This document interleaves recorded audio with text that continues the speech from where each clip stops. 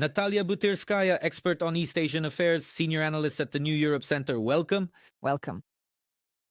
Hello. Natalia, we'll get back to Mertz's statements about how much Beijing can pressure Putin and to what extent Putin is now a puppet of China. But first, let's talk in general about this visit, shall we?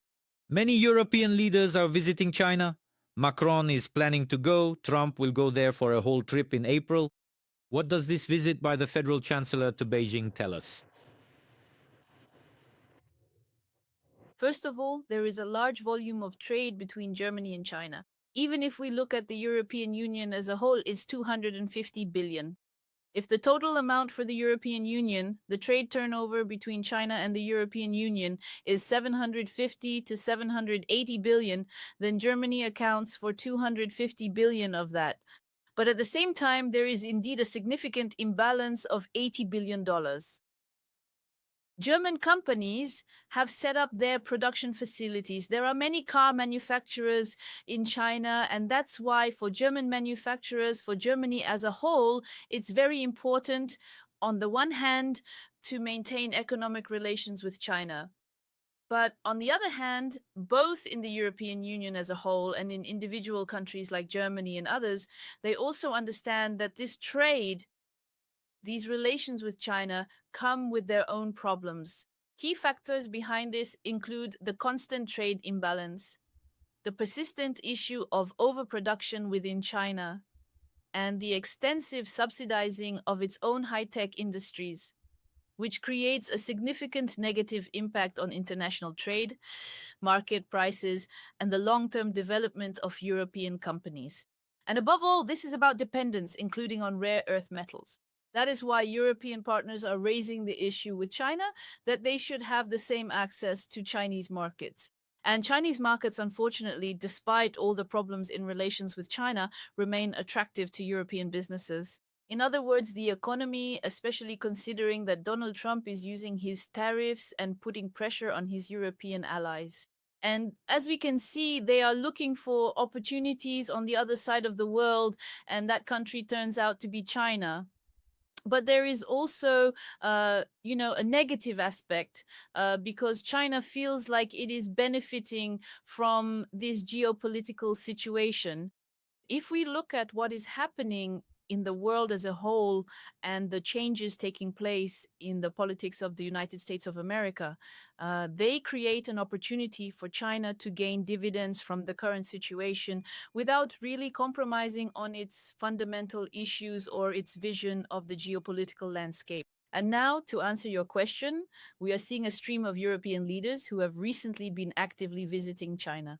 And not only European leaders, the same goes for example, the visit of the Prime Minister of Canada or the visit of the Prime Minister of the United Kingdom. After a long pause, after complicated relations, they are going to China to talk about economic relations because they have problems in their economies and they are forced to address these issues.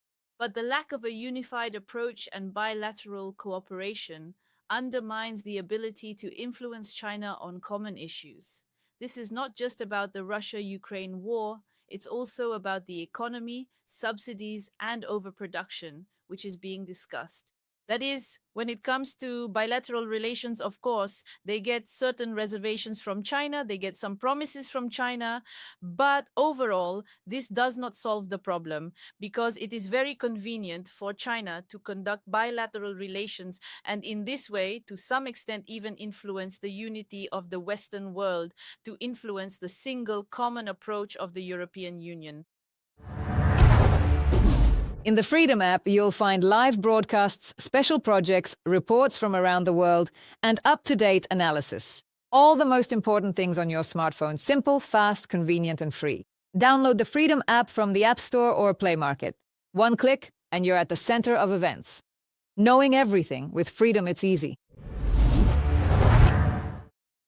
We're talking about the war in Ukraine, and Beijing's rhetoric has changed a little.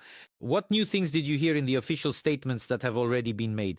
They are not much different from the previous ones that were made at the official level, but still we see that it seems Beijing has started to take a more pro-Ukrainian position, if you could put it that way. Or is that just how it seems at first glance?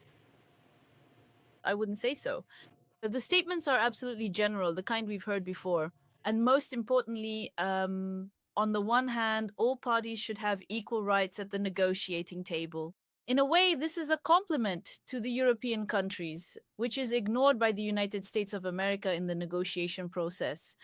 On the one hand, China would very much like to further fuel tensions between the US and Europe and in problematic areas, show that in this case, China is on the side of the European Union because they should be at the negotiating table. Well, it costs China nothing to state its position.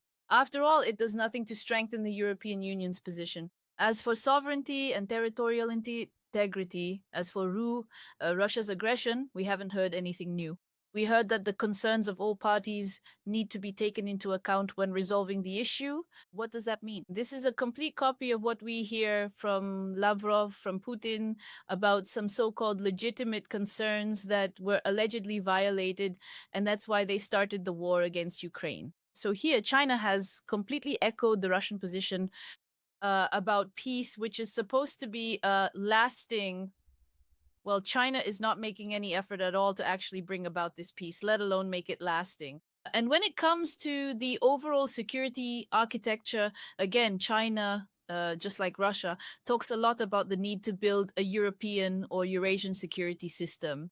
Here, the point is that NATO is seen as a hostile organization which was created back after the Second World War and played a role during the Cold War, but has now outlived its usefulness. There is a need to build a security system that takes into account the interests of all Eurasian countries. Again, this is about Russia because Russia is also undermining NATO, and China, for its part, with its own rhetoric, is acting in the same way. That is, unfortunately, we haven't heard anything. And again, coming back to the fact that European countries are now forced to make a certain pivot toward China under pressure from Trump, this seriously affects the ability to put pressure on China in the context of its support for Russia in the war. Natalia, a very important region in terms of influence on Russia, is Central Asia. To what extent can China use its influence on this region, right? There are special relationships there with Kazakhstan, with Uzbekistan, with Kyrgyzstan. To what extent can Beijing influence Putin through Central Asia? Well, China has its own interests here, and Putin has his own interests. And for more than a decade, even longer, well, since the arrival of Xi Jinping, for example, when he staked out to a certain extent China's interests in Central Asia, especially regarding the development of transport routes. And Russia, China is trying to take its interests in this region into account somehow. But nevertheless, of course, the fact that Russia, especially in the context of the war against Ukraine, is weakened and its influence is waning, it cannot help the Central Asian countries with trade or invest, for example, the same volume of investments that China does. Well, this affects its position in the region, but nevertheless, unfortunately, Russia remains a strong player there in Central Asia, just like China, which is strengthening its position. But right now, we do not see any confrontation on this basis. We see China quietly working to advance its interests there.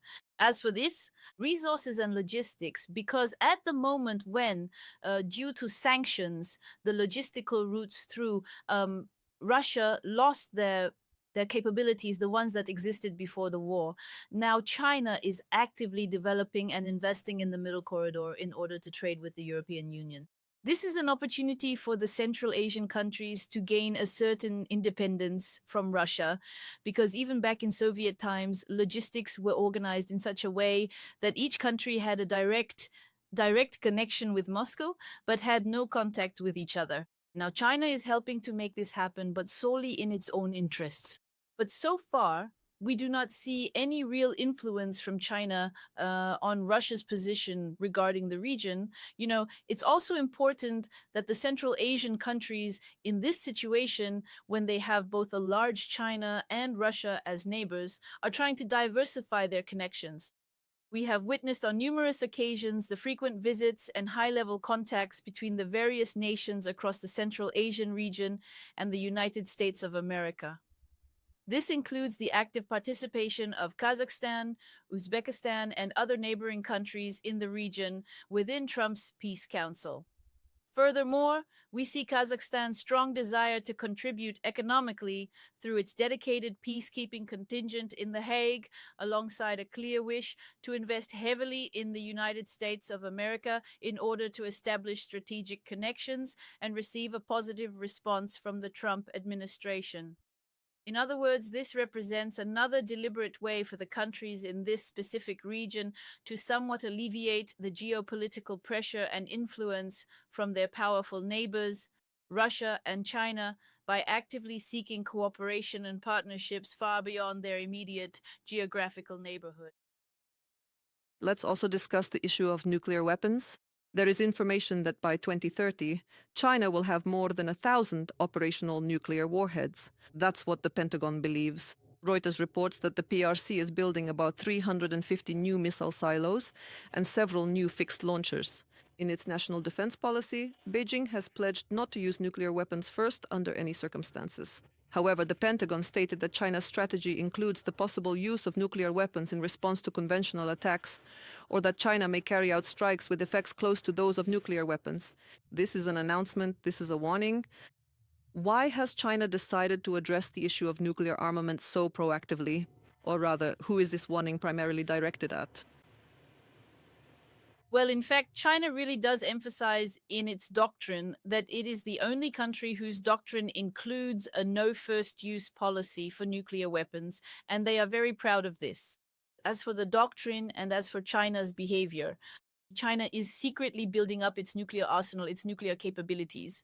At the same time, it steadfastly refuses to sign any official documents because right now, all the nuclear non-proliferation agreements have officially ended. That is, all the agreements between the United States of America and Russia have ended. Those that had been in place for a long period, even during the Soviet era. But the United States of America, of course, receives information that China is increasing its nuclear capabilities and modernizing its missiles.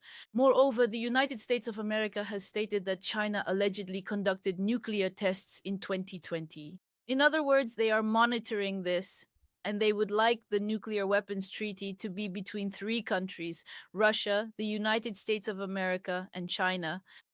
That is why they are conducting negotiations. China, for its part, refuses. At least up to this point, it has refused to participate in any treaties or to take on any obligations. He emphasizes that 90% of the nuclear arsenal is in the hands of the United States of America and Russia, and it is they who should disarm first, and then China can join them in some kind of treaties. As for China, it understands that in its military component regarding conventional weapons, China is modernizing, and it is now reaching the level of the United States of America in many sectors.